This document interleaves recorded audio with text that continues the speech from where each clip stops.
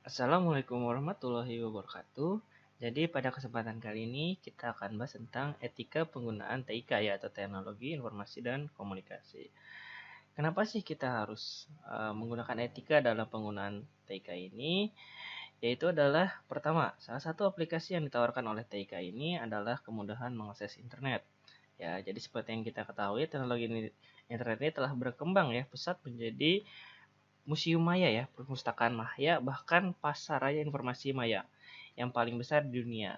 Internet bagaikan sebuah kamus yang lengkap melintasi berbagai disiplin ilmu, kebutuhan dan harapan, mudah dicari, bisa interaktif dan cepat dalam memberikan pelayanan. Saat ini internet dijadikan dasar pengembangan dunia informasi sedunia ya. Jadi saat ini internet dijadikan dasar pembangunan dunia informasi sedunia.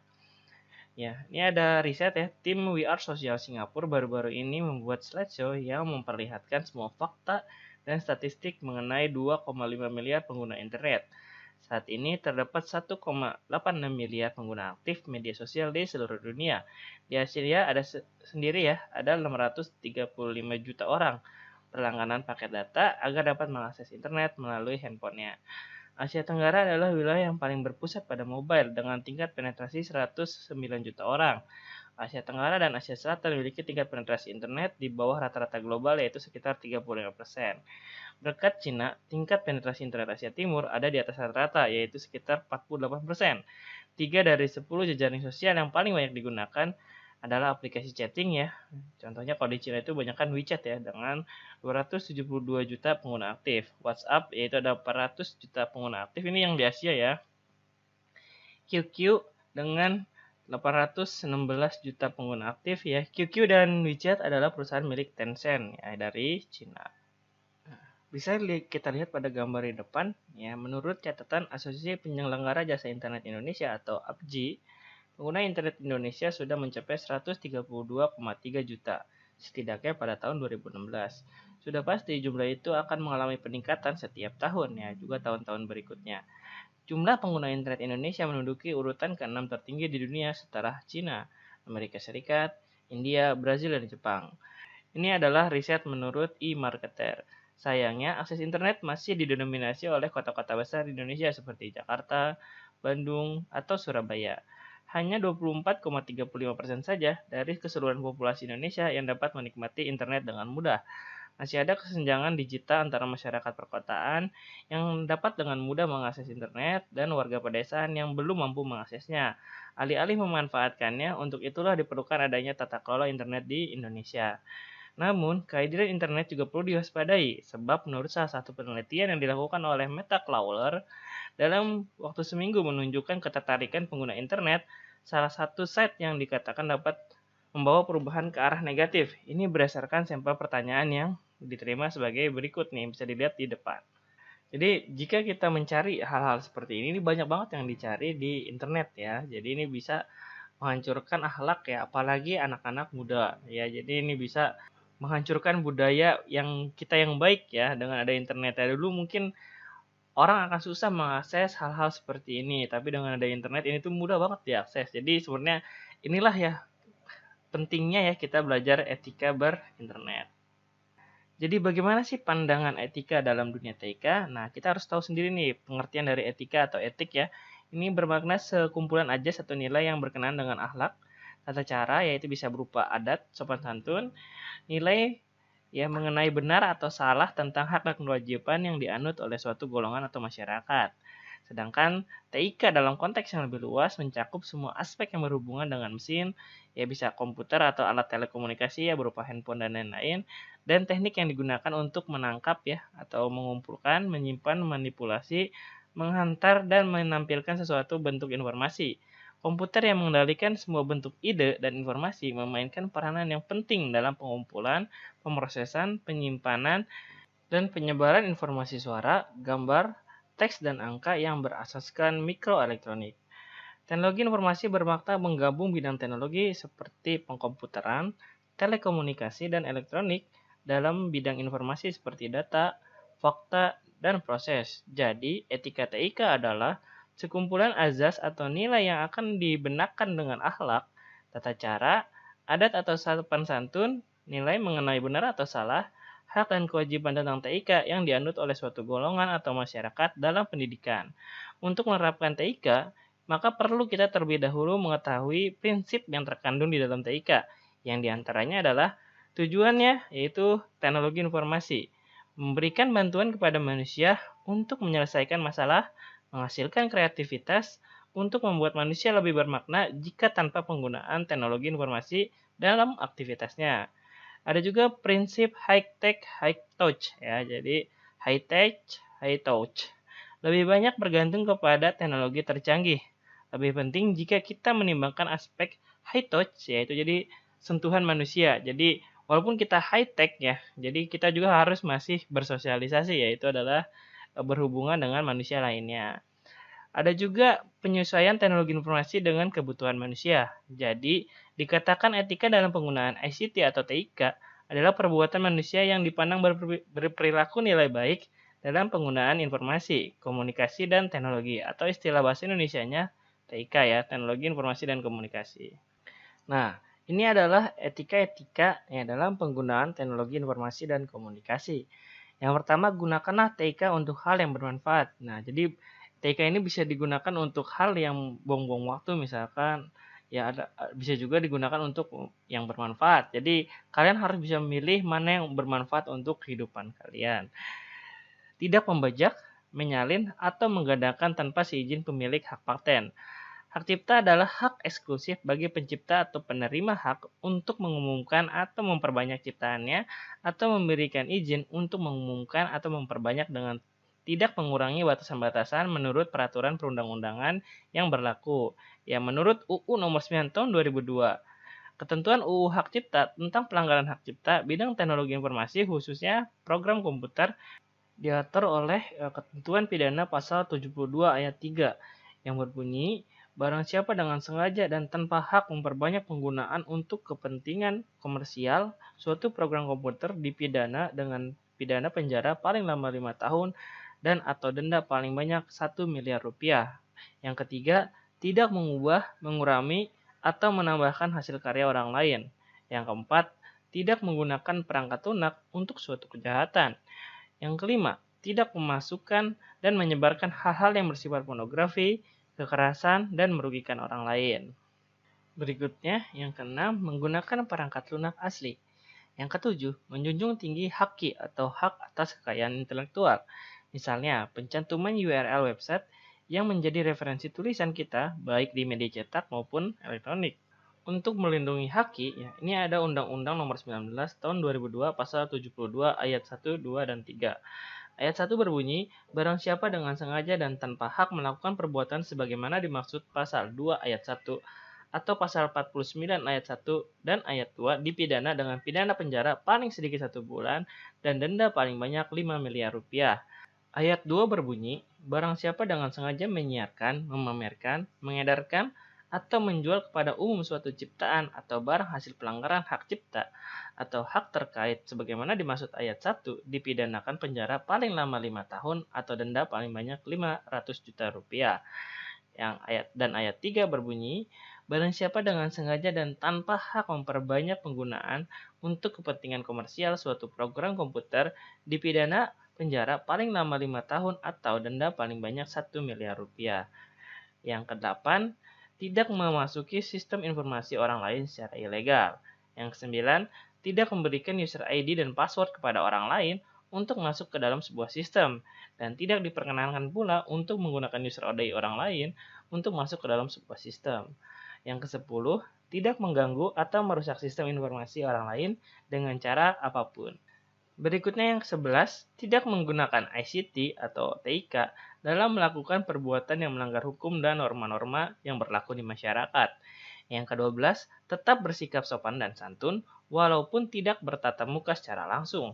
Yang ke-13, ketika sedang berinteraksi dengan orang lain, menggunakan fasilitas non-verbal seperti message system seperti SMS, chatting, atau email perlu diperhatikan beberapa etika seperti penulisan yang baik, tidak menyinggung dan menyakiti perasaan membaca, waktu pengiriman pesan itu juga perlu diperhatikan ya. Jadi jangan sampai kita SMS subuh-subuh gitu ya, kurang sopan ya dan lain-lain.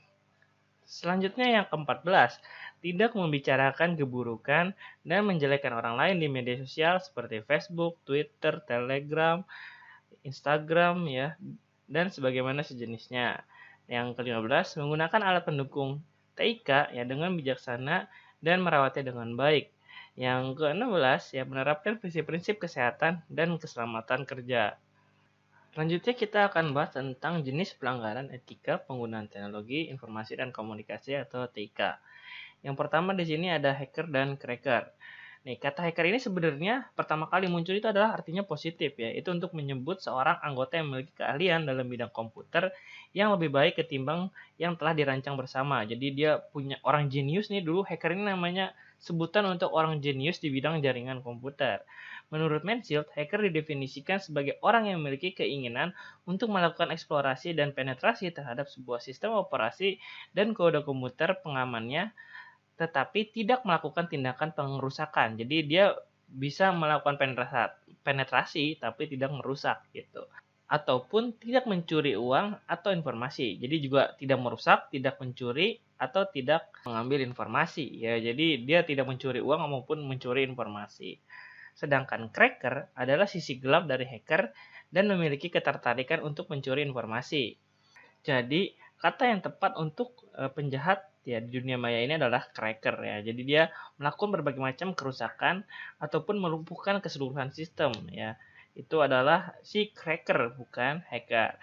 Ada juga di sini recreational hacker. Kejahatan yang dilakukan oleh netter tingkat temula untuk sekedar mencoba kekurangan sistem ya. Jadi ini kalau ada yang pemula namanya recreational hacker gitu. Nah, cracker ini ada kepanjangannya yaitu adalah criminal minded hacker. Pelaku memiliki motivasi untuk mendapatkan keuntungan finansial, sabotase, dan perusakan data. Tipe kejahatan ini dapat dilakukan dengan banyak orang dalam. Ada juga political hackers nih ya, aktivis politis ya. Jadi hacktivis ya. Jadi hacker politisi yaitu adalah hacktivis ya. Melakukan pengerusakan terhadap ratusan situs web untuk mengkampanyekan programnya, bahkan tidak jarang digunakan untuk menempelkan pesan untuk mendiskreditkan lawannya. Ini contohnya kemarin yang lagi viral ya, Bejora itu. Ini kayaknya dia hacktivis ya, hacker aktivis ya seperti itu. Nah, berikutnya ada apa lagi? Yaitu adalah denial of service attack atau disebut dengan DOS attack. Denial of service attack ini adalah suatu usaha untuk membuat suatu sumber daya komputer yang ada tidak bisa digunakan oleh para pemakai. Denial of service attack ini ditandai oleh suatu usaha eksplisit dengan menyerang untuk mencegah para pemakai memberi bantuan dari penggunaan jasa tersebut. Denial of service attack mempunyai dua format umum. Yang pertama, memaksa komputer korban untuk mereset atau korban tidak bisa lagi menggunakan perangkat komputernya seperti yang diharapkannya. Yang kedua, menghalangi media komunikasi antar para pemakai dan korban sehingga mereka tidak bisa lagi berkomunikasi. Berikutnya adalah pelanggaran pirasi ya. Pirasi ini pirate ya. Pirate ini pembajak ya. Pirasi adalah pembajakan perangkat lunak software ya, undang-undang yang melindungi haki ya, yaitu adalah Undang-Undang Nomor 19 Tahun 2022. Bentuk pembajakan perangkat lunak yaitu adalah memasukkan perangkat lunak ilegal ke hard disk, yaitu yang kedua adalah soft lifting ya atau pemakaian lisensi melebihi kapasitas ya. Misalkan lisensi ini cuma buat satu orang tapi dipakai untuk lebih dari satu. Yang berikutnya adalah penjualan CD-ROM ilegal. Yang berikutnya adalah penyewaan perangkat lunak ilegal atau juga download ilegal. Berikutnya adalah permasalahan dalam TIK ini yaitu fraud ya, merupakan kejahatan manipulasi informasi dengan tujuan mengeruk keuntungan yang sebesar-besarnya. Biasanya kejahatan yang dilakukan adalah memanipulasi informasi keuangan. Contohnya adanya situs salang fiktif yang melibatkan berbagai macam aktivitas yang berkaitan dengan kartu kredit. Juga ada perjudian di sini ya, gambling. Perjudian tidak hanya dilakukan secara konvensional, akan tetapi perjudian juga sudah marak di dunia cyber dengan skala global. Dengan kegiatan ini dapat diputar kembali di negara yang merupakan tax haven ya atau tanpa pajak gitu ya, seperti Cayman Island yang merupakan surga bagi money laundering ya. Jadi bisa cuci uang di sana ya. Nah, jenis-jenis dari online gambling ini antara lain adalah online casino sama online poker. Selain menggunakan komputer, juga ada mobile gambling, jadi menggunakan handphone. Merupakan perjudian dengan menggunakan wireless device seperti PDI, wireless tablet, handphone, dan lain-lain. Beberapa kasino online dan poker online menawarkan pilihan mobile ya, itu melalui jaringan bisa GPRS, GSM ya, 8G, UMTS, 3G, 4G, 5G dan lain-lain, pokoknya menggunakan jaringan mobile. Itu contohnya adalah sdsb.com, misalkan judi taruhan bola ya, taruhan lomba ya, dan lain-lain seperti itu. Pelanggaran etika lainnya ya dalam bidang TIK yaitu adalah pornografi dan pedofilia. Pornografi merupakan jenis kejahatan dengan menyajikan bentuk tubuh tanpa busana, erotis dan kegiatan seksual lainnya dengan tujuan merusak moral ya. Sedangkan pedofilia merupakan kejahatan penyimpangan seksual yang lebih condong ke arah anak-anak, yaitu adalah child pornography. Lanjutnya adalah data forgery, yaitu kejahatan ini dilakukan dengan tujuan memasukkan data pada dokumen-dokumen penting yang ada di internet. Dokumen-dokumen ini biasanya dimiliki oleh institusi atau lembaga yang memiliki situs berbasis web database. Dokumen tersebut disimpan sebagai scriptless dokumen dengan menggunakan media internet. Kerjaan ini biasanya dilakukan untuk dokumen-dokumen e-commerce. Nah, berikutnya bagaimana sih memanfaatkan teknologi ini dengan bijak ya? Yang pertama ini biasanya ini banyak hoax nih ya. Bagaimana cara menghindari hoax? Yang pertama, cek sumber beritanya ya. Pastikan informasi yang didapat berasal dari sumber dan berita yang kredibel ya. Jadi jangan asal sebar juga. Nah, biasanya ini juga banyak berita-berita asli tapi sebenarnya udah kejadiannya 2 tahun yang lalu atau yang lama-lama gitu ya, diviralkan lagi gitu ya dengan adanya isu-isu yang terkini. Itu biasanya untuk politik dan lain-lain ya, itu makanya dicek dulu nih beritanya itu berita baru atau berita lama atau dan yang lainnya.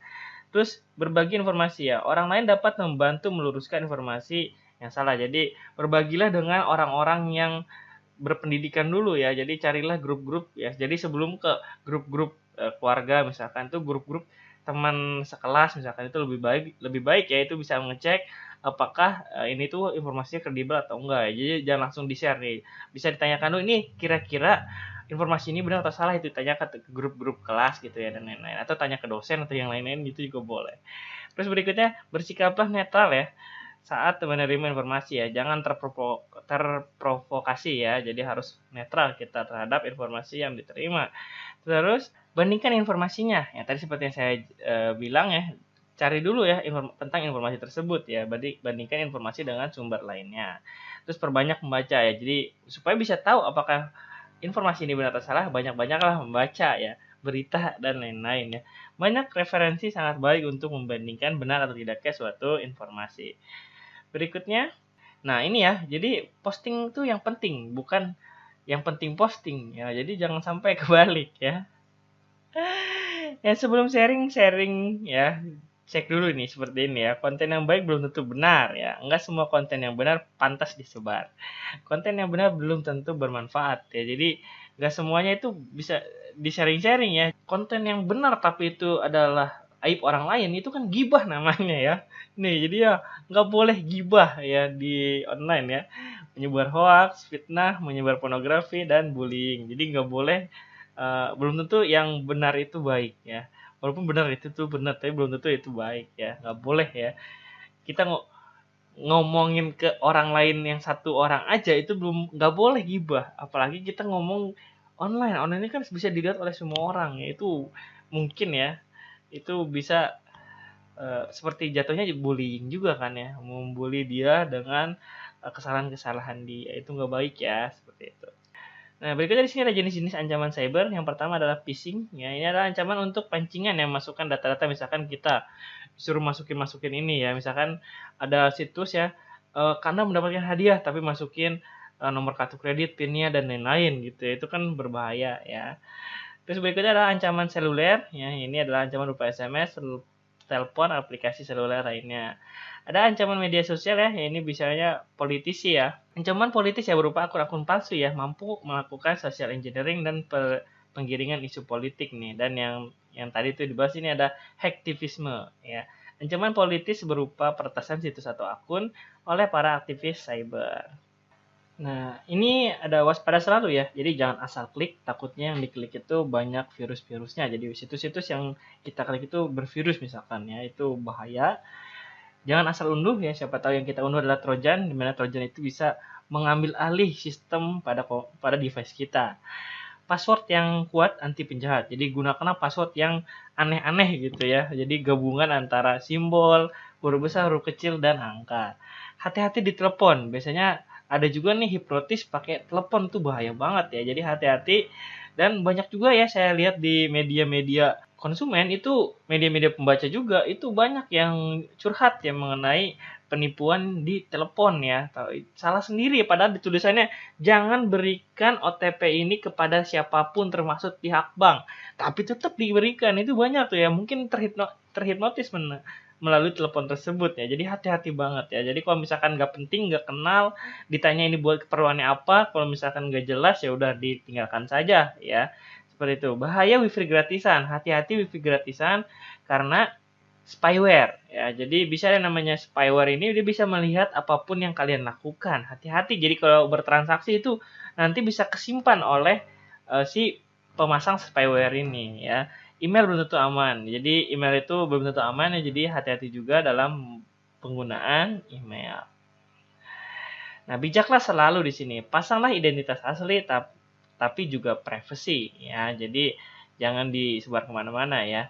Nge-add teman itu pilih-pilih ya yang di online ya. Jadi jangan asal semuanya di-add semua ya. Jadi follow semua gitu ya. Statusmu adalah harimaumu.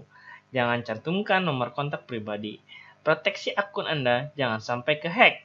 Jangan kepancing debat di sosmed, bisa capek. Ya, ini fotonya yang wajar aja ya seperti itu. Ini bijaklah selalu. Kemudian yang terakhir, nah ini internet sehat ya.